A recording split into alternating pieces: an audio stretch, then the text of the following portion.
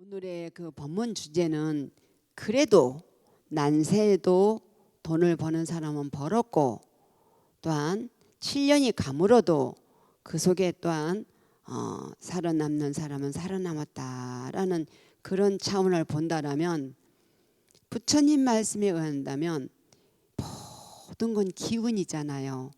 기운이고 그 어떤 흐름의 에너지이기 때문에 내 욕심대로 내가 계획한 대로 이 세상에 사라진다면 누가 슬퍼할 사람이 있고 누가 속상해할 사람이 있고 누가 화낼 사람이 있겠어요. 안 되니까 이런 성자 저런 성자분들이 이런 말씀 저런 말씀을 하면서 우리의 중생들의 마음을 어루만져 주지 않았을까라고 생각이 듭니다. 주제는 그래도 저래도 선하게 살자. 선하게 살자라는 생각이 들었습니다. 선하게 살자라는 주제를 갖고 우리가 문을 조금만 열어놓으면 또 이렇게 지금들은 막 창문이 2중 3중으로 돼 있어서 밖에 폭탄이 떨어져도 들리지 않는다 할 정도로 밀착된 창문을 다 하지만 그 옛날에는 창호지였잖아요, 문이. 그래서 바늘구멍만 뚫어놔도 그곳으로 황소바람이 들어온다라고 했어요. 그래서 이 창문 구멍이 뚫려진 내가 눈을 갖고 이렇게 볼만한 구멍에 황소바람이 들어온다라는 유래를 갖고 말씀드리고 싶고, 또한 우리 이제 불자님들이 법이 높고 또한 공덕이 수승해서 높은 법, 화엄경법, 또한 원광경 내용 이런 등등의 아주 대승경전의 말씀도 너무너무 여러분들이나 저나 중요하고 필요로 하는데, 오늘은 제가 어떤 여러분들과 법문이라기보다 공감을 나누고 싶은가 하면 이런 인과가 분명히 있다. 이런 인과가 있기 때문에 목적에 있는 그런 현실이라든가 지금 당장 내 감정으로 관계에 의한 것에 너무나 연연할 필요가 없다. 다 영원하지 않기 때문에 우리는 지금도 과거도 미래도 살아갈 수 있는 희망이 있다라는 겁니다. 그래서 선하게 살자는 데 있어서 조금이라도 그 무상하다는 것은 허망한 것이 아닙니다. 허망하다거나 허탈하다거나 공허한 것이 아니고 영원하지 않다는 겁니다. 영원하지 않다는 것을 알게 되면 인연법을 알게 됩니다. 인연법을 알게 되면 기다릴 수 있고 맡길 수가 있습니다. 20대에 자기가 최고인 것 같지만 30대에 보니까 그때는 아였네. 또 40대 올라가 보니까 30대 어리석었네. 쭉쭉쭉쭉 올라가 보면 마지막에 우리가 내가 이게 인생의 종착역인가라고 느낄 때 다 필요가 없었네. 그럴 필요가 없었네. 좀 더 베풀고 살 걸, 좀 더 사랑꼴 잘 보면서 선하게 착하게 살 걸 껄껄껄껄 하는 거예요. 면 껄껄껄껄 하는 거예요. 그래서 다시 또 우리는 윤회를 하는 거죠. 그래서 저는 오늘 분명한 것은 나로부터 인이 있고 관계 연이 있고 과가 있고 그 과가 또 인이 되고 또 연이 되고 과가 되고 순환한다라는 걸 봤을 때 모양에 조금 자기가 잘생겼다고 이쁘다고 키가 헌출하다고 뭐가 어떻다고 다 필요가 없다. 역할이 자기가 많은 사람들을 인솔할 수 있고 제압할 수 있고 다 필요 없다. 종교인이 아니면 지옥이 빈다라는 말을 들었습니다. 또 책자에서 봤습니다. 종교인이 아니면 지옥이 빈다. 왜냐하면 종교인들은 잘 살아야 됩니다. 우리 불자들이 그절 그 스님 믿고 다닌다고 합니다. 그절 그 스님. 또 정으로. 그래서 이 스님네라든가 또한 다종교의 지도자라든가 이런 분들은 정말 말 한마디를 잘해야 됩니다. 사람은 늘 미지의 세계를 향해서 가기 때문에 잔잔한 불안함이 있고 희망과 어떠한 그런 기대치가 있는 반면에 그 세계는 내가 안 살아봤기 때문에 불안함이 있습니다. 그런데에 어떠한 스님네가 그 불안한 마음 속에 또 불안함을 덧붙이면 얼마나 살아가는데 여러분들이 마음이 불편하겠어요. 될 수 있는 대로 희망과 용기를 줘야 됩니다. 일타 스님이 유명한 스님이 계십니다. 그냥 툭툭툭 쳐보면 나옵니다. 41명이 다 스님이 되셨습니다. 하다못해 일하는 일꾼까지도 다 스님이 되셨다는 일타 스님이 계셨는데 그 스님이 법문하시는 소리도 제가 들었고 책에서 인과 인연법이라는 책에서 이렇게 나옵니다.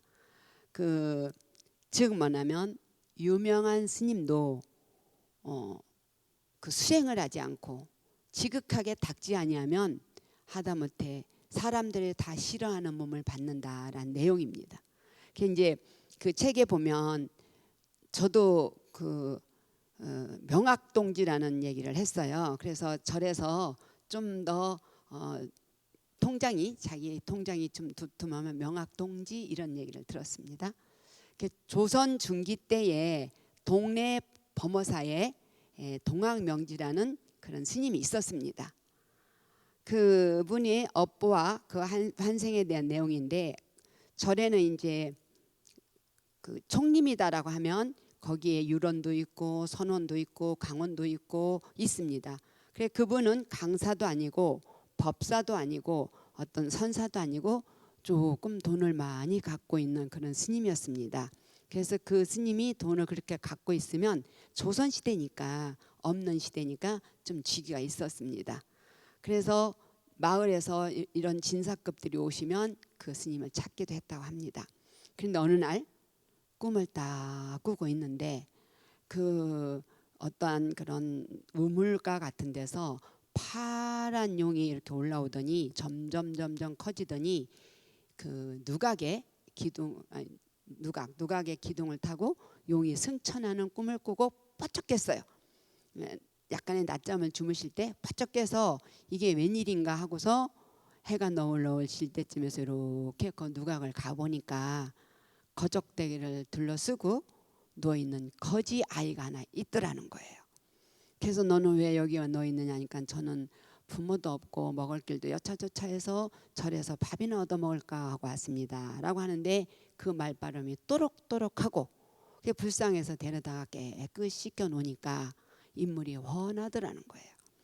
그래 이제 그 10대 이제 겨우 10살 정도 되니까 심부름을 시키면서 밭에 가서 상추를 따갖고 와라 라고 하니까 어느 날 상추를 따갖고 와가지고 울더라는 거예요.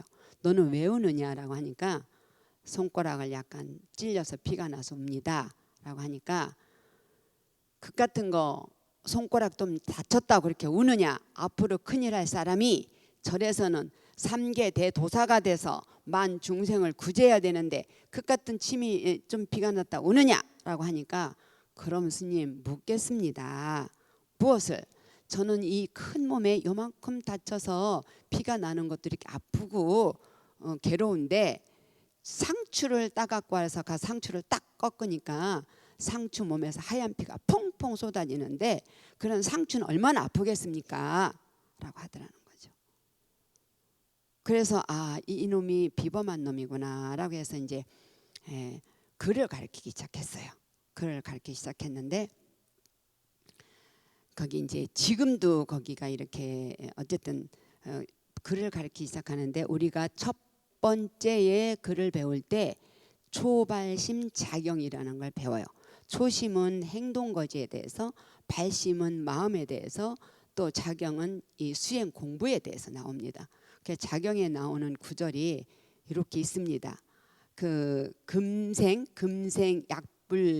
약불이면 종사언하며 후세 당연 한만단이다라는 얘기가 있는데 그거를 그냥 풀어서 말하면 금생에 마음을 쫓아서 닦지 아니하면 뒤에 뒤우자 후세에 당연히 엄청난 후회가 막급할 것이다 라는 대목이 나옵니다. 이 대목을 이 아이가 보더니 아 스님 이 대목이 너무 좋은데 우리 지금 공부 안 하면 어떡합니까? 라고 해서 그때자서 이 스님에게 영원이라는 이름을 줬어요. 불명을 줘서 이제 공부를 이렇게 저렇게 가르치기 시작하면서 3위가 됐어요. 3위가 되면 20살 안쪽이에요. 3위가 돼서 떡하니 공부를 가르치는데 어느 날 턱하니 금방에서 나오더니 스님 이대로 살면 안 되겠습니다. 우리 공부를 하러 금강산으로 갑시다 라고 하는 거예요. 그래서 그 명학 스님이 하는 말이 그렇다는 거다. 말이 그렇다는 거지 이 도량을 지켜야지 대중을 옹호를 해야지 가기는 어디를 가느냐라는 거예요. 그래서 이 영원 스님이 스님을 버리고 금강산으로 갔어요. 금강산으로 가서 공부를 열심히 했겠죠. 열심히 공부를 해서 떡하니 이제 세월이 10년 가고 얼마 가니까 어느 날 탁하니 앉아서 선에 들어서 그 산매 깊은 산매에 들어서 툭하니 보니까 그 금강산 시왕봉이라는 데서 소리가 들리는데 아 거기에 범어사 거기에 명학동지를 데려오너라 일찍사자 월찍사자 당장 가서 데려오너라라는 메아리가 들리는 거예요. 이 영원 스님 뒤에. 그래서 영원 스님이 도를 깨달았기 때문에 적어도 말 같은 게 없으니까 축지법을 쓰다시피 해서 빨리 범어사를 왔어요. 왔는데 스님이 멀쩡한 거예요. 그 명학동지란 스님이 멀쩡한 거예요. 그래서 안 되겠다. 이 스님을 우리 스님 은사 스님을 공부를 시켜야 되겠다 싶어서 가십시다. 안 가시는 거야. 스님이 그 고방도 지켜야 되고 어디도 지켜야 되고 어디도 지켜야 되고 안 가시는 거야. 그럼 스님 저랑 여기 금정산이라는 데 가서 좀 산책이나 합시다. 등산이나 합시다. 데리고 스님을 모시고 산으로 가는 거예요. 가서 거기에는 금정산에 가보면 앞이 훤하게 보이는데 그게 자라 만거북이라고 한대요. 그 거북이가 엎드려 있는 것 같고 자라가 엎드려 있는 것 같아서 바위가 그렇게 많답니다. 그래 가서 스님을 떡하니 있으면서 아 산세가 좋습니다. 그러면서 주장자로 바위를 쿵쿵 치면서 나오너라 나오너라 나오너라 하니까 아 거기에 이렇게 이름이 있어요. 그 시퍼런 구렁이가 꼬불통꼬불통 나오는데 스님 이게 뭔지 압니까? 스님 전전때에 살던 담낭스님이라는 후신입니다 하면서 당신도 이 자리에서 허물을 벗으시오 라고 하면서 법문을 하고 또 한 군데를 쿵쿵 치면서 나오시오 나오시오 라고 하니까 거기서는 나군 스님이라는 스님이라면서 누런 구렁이가 나오는 거예요. 그러면서 또 법문을 쿵쿵하고 여러 도를 이렇게 하면서 한 곳은 쿵쿵 치면서 나오시오 나오시오 하는데 안 나오는 거야. 이런저런 여러 가지의 그런 후신들이 나오는데 그래서 보세요. 이 바위돌 속에 안 나오는 그 자리는 다음에 명학동지 스님이 은사 스님이 들어갈 자리입니다 라고 하니까 나는 싫다 아이고 징글 맞고 싫다 안 간다 절대 안 간다. 그러니까 스님 나랑 같이 이 도량을 떠나서 범어사를 떠나서 금강산에 가서 공부를 하셔야 됩니다. 그 업을 다 닫고 맑은 그 마음자리를 깨달아 가야 됩니다 라고 하는 거예요. 그래서 이제 떠나기로 했어요. 떠나기로 해서 산을 넘어서 가는데 이 상자가 분명히 일렀어요. 영원 스님이 명학동지라는 스님한테 이제 스님이 돌아오실 때까지 이 도량은 절대로 변함이 없으니 그 쌀 창고도 잠그고 무슨 나무 창고도 잠그고 돈 창고도 잠그고 모든 스님이 관리하는 데를 딱 잠궈 놓고 그 믿는 사람한테 이를 내가 올 때까지 관리를 잘하고 여기는 손대지 말고 있거라 라고 부탁을 하고 가면 됩니다. 가는 거예요. 근데 꼭 스님이 한 가지가 부탁이 있으니 절대 가시다가 저 산을 넘을 때까지 뒤를 돌아다 보지 마십시오 라고 했어요. 그러냐 가는데 산머리에 올라가서 힘드니까 좀 쉬어가자 라고 하는데 이 상자는 범어사를 등지고 앉아 있는데 은사 스님은 득하니 돌아서서 범어사를 내려다보는 거예요. 그러더니 봐라 영훈아, 저 범어사가 불이 났다. 불이 나서 쌀창고도 타게 생겼고 무슨 창고도 타게 생겼고 무슨 창고, 저 대중들이 다 타 죽겠다 하는 거예요. 그래서 영훈 스님이 아닙니다. 스님 절대 불이 안 났습니다. 스님 마음속에 탐욕의 불이 붙은 겁니다. 갑시다. 그 상자를 놓고 막 뛰어내려가서 갔어요.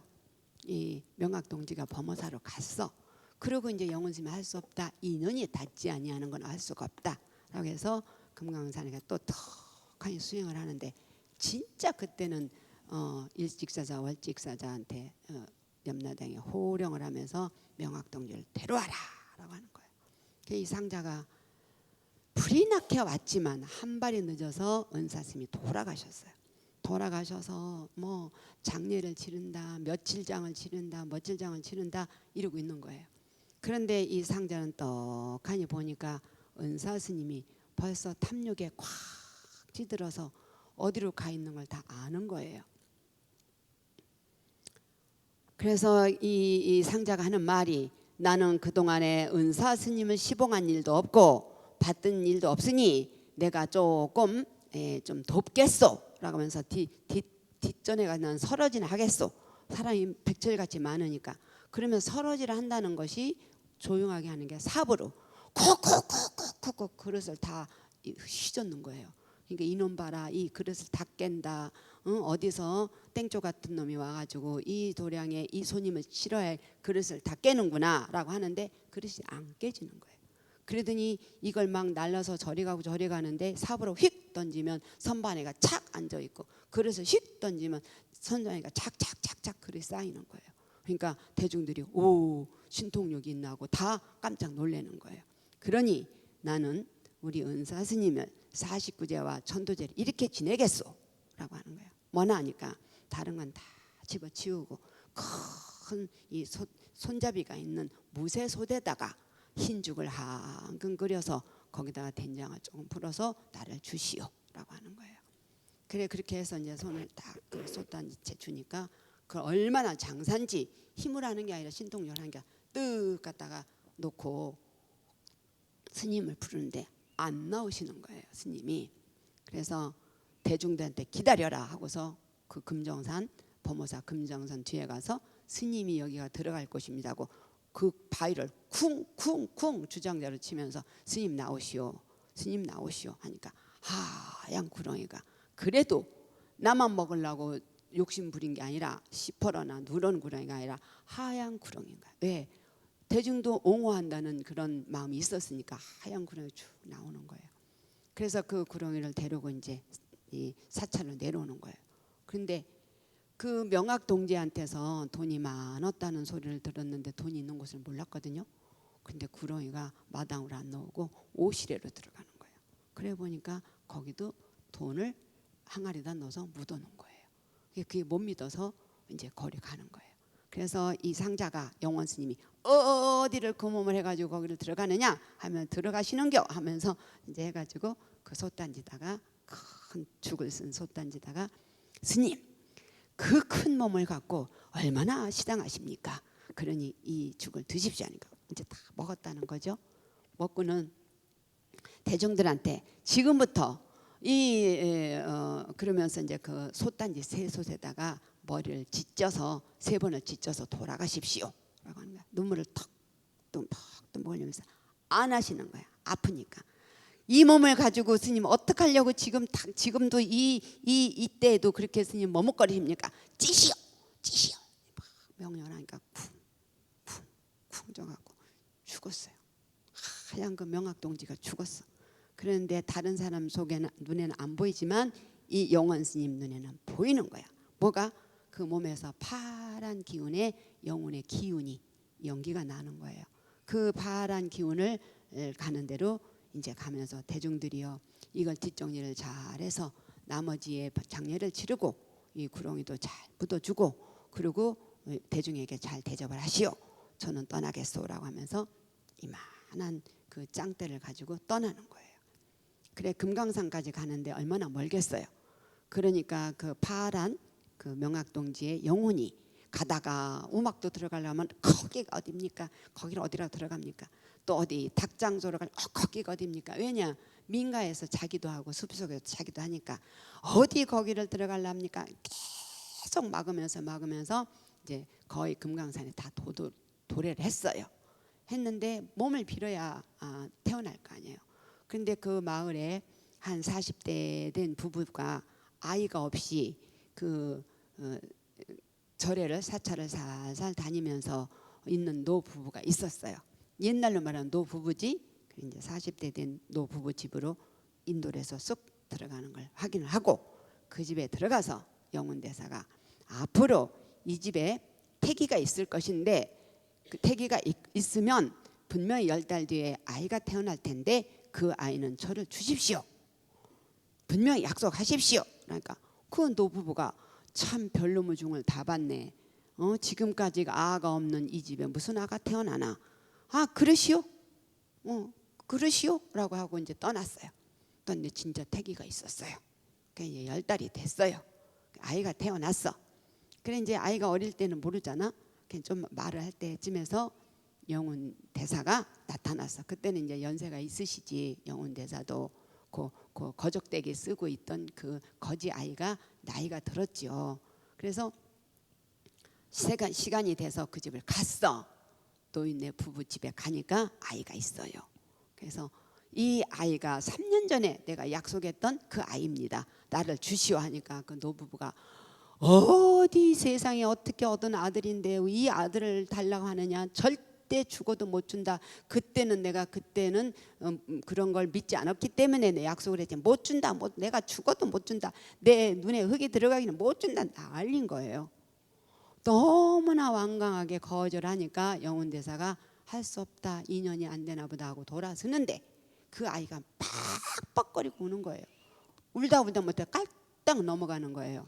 즉 그 하얀 구렁에서 나온 그 영혼이 깔딱 넘어가는 거예요. 그러니까 이 노부부가 이러다 죽겠구나 하면서 그 스님을 불렀어요. 불러서 앉혀놓고 어머니 아버지 앉혀놓고 스님 앉혀놓고 그 아이한테 물었어요. 그 깔딱 넘어가는 아이를 스님이 오니까 깨어났어. 물으니까 나는 스님 따러 갈 겁니다. 또박또박 얘기를 하는 거예요. 그래 할 수 없이 그 아이를 주고 이 노부부도 따라오는 거예요. 자기 자식이니까. 그래 이제 따라와서 다시 이제 그 뒤에는 어디로 가셨다 소리 안 하지만 절을 이제 절로 와서 그 상자를 키우는 거예요. 키우는데 참 거기서 묘한 것이 뭐냐면 이 영운대사는 아는 거예요. 뭐를 아는가?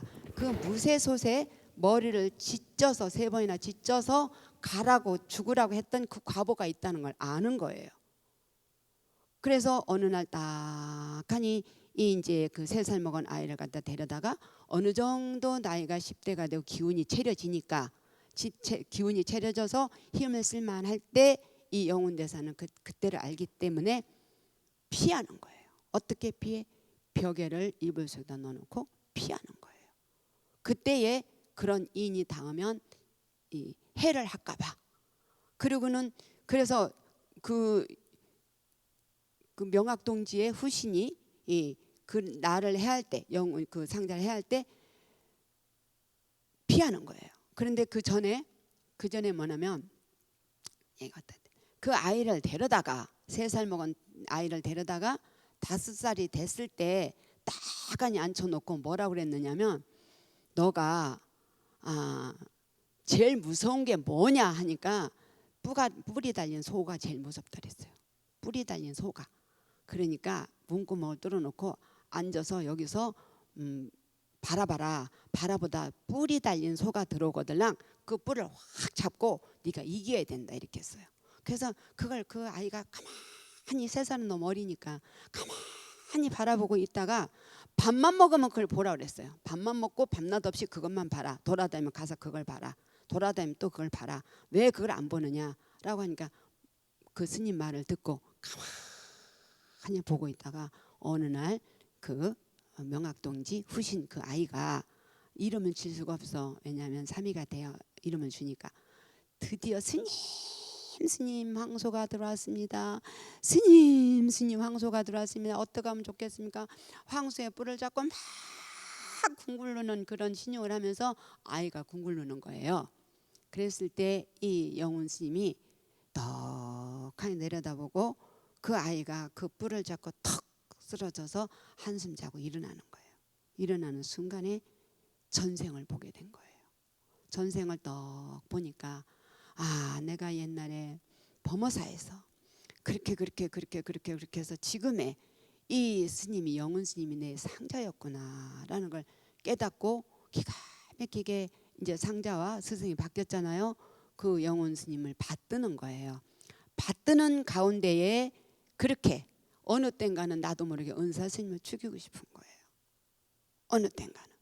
그래서 그걸 탁한 영훈 대사는 아니까 피하고 세 번째는 그래 정진하고 기도하고 참회를 하다가 그거를 깨닫게 되는 거예요. 그 인과를. 아, 내가 그렇게 지쳐서 죽었구나. 그것이 인이 돼서 지금 연이 돼서 과가 되니까 스님을 헤아려 하는구나 라고 깨달았다는 이제 그 얘기가 그 내용이 있는 거예요. 즉 뭐냐면 지금도 그 범어사의 안식루라는 데를 가면 그 당시에 명학동지가 썼던 고방이 있다고 합니다. 이랬을 때에 우리는 기도나 끝 마무리를 하면 기도나 수행이나 명상이나 봉사나 다 누구를 위해서 하는가? 나를 위해서 해야 됩니다. 나를 위해서. 이기적인 나가 아니라 깊은 내가 알지 못하는 내 주인공 자리에, 내가 알지 못하는 잠재의식 자리에, 내가 알지 못하는 그 잠재의식 속에다가 깊이 그게 충만돼야, 모든 것들이 내가 충만이 돼야 다른 사람에게 줄 수가 있어요. 그리고 내 감정 아이를 잘 다스려야 나와 내 사이가 좋아요. 나와 나의 그런 관계, 나와 내 속에 내가 직면하는 내가 충만되고 그 인사이드 있잖아, 영화에. 그 기쁨이를 자꾸만 증장시켜야지만이 우리는 내 영혼자리를 제도하고 내 영혼자리를 성숙시키고 그래 갈 수가 있고, 또한 타인에게도 뭐 때문에 고마우니까 뭐 하니까 복이 된다니까 까가 없어요. 까가 없이 내가 충만되고 내 마음속에 기쁨애가 인정이 되면 그걸 우선 멈춤, 또 잠깐 그림자를 보기, 이건 감정아이를 보기 해서 내가 나 사이가 좋아야 기쁨이 차면 타인에게 줄 수가 있는 거예요. 그래서 수동적으로 이렇게 하지만 우리가 능동적으로 가야 된다는 말씀을 드리고, 부처님 말씀에 마무리예요. 우리가 선하게 살자 했으니까 선하게 살자라고 해서 황소 바람의 유래를 말씀드렸고, 그리고 이것은 분명하다. 하다못해 스님네까지도 그런 몸을 받는데 우리는 오죽하겠는가라는 생각을 하면서 정신을 차리자 하는데, 부처님 말씀에 선하게 살면 뜻에 혼란이 없나니 자기를 자비롭게 길들이려면 자기를 지혜롭게 자비롭게 길들이려면 그러면 먼저 중생들을 측은심으로 대할 것이다. 그러면 내가 먼저 선하게 길들여지면 그 복량과 공덕의 과보는 한량이 없을 것이다. 그게 아함경에 나와 있고 법국경에 남아 있어요. 오늘도 선하게 사는 당신 너무나 거룩합니다. 산불이 나서 뭐가 어때서 저떻게 해도 오늘 법룡사에서는 이 법회를 갖게 된 것은 부처님의 기가 막힌 가피력이고 자비심으로 우리를 보호해 주시기 때문에 가능했다고 생각이 듭니다. 고맙고 감사합니다.